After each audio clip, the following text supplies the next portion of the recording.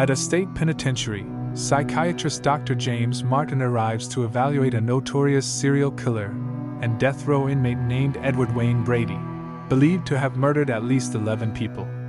Martin has just replaced Dr. Alan Fisher, who committed suicide after interviewing Edward. Warden Tom Moss warns Martin that Edward is an expert manipulator who can get inside your head. Edward is scheduled to die by electrocution at 11 p.m.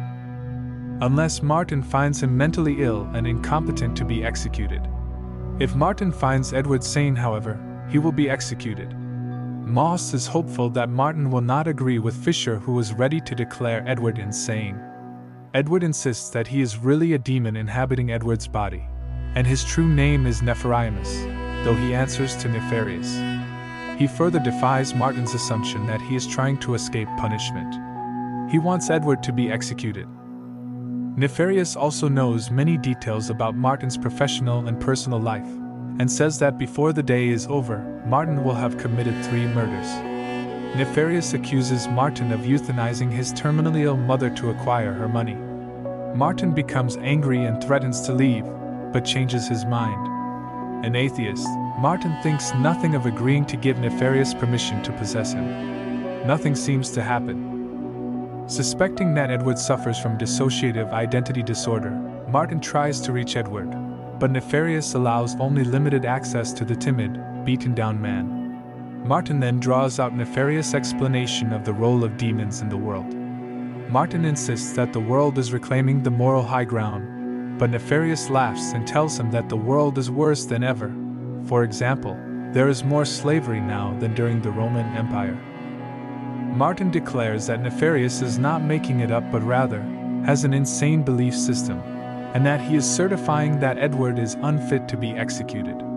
As Martin leaves, however, Nefarious accuses him of taking advantage of his pregnant girlfriend who is having an abortion at that very moment in the mistaken belief that Martin will not abandon her afterwards. Nefarious cackles with glee, saying that all hell is rejoicing at the moment of the abortion.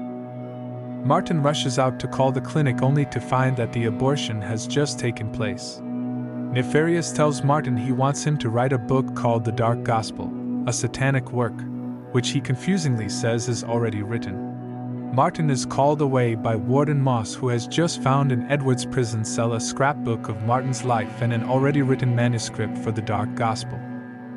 Martin confronts Nefarious, who slips free and strangles Martin, threatening to kill him unless he begs for his life, which Martin does. While Edward is beaten by prison guards, Martin signs the document that declares Edward sane enough to be executed.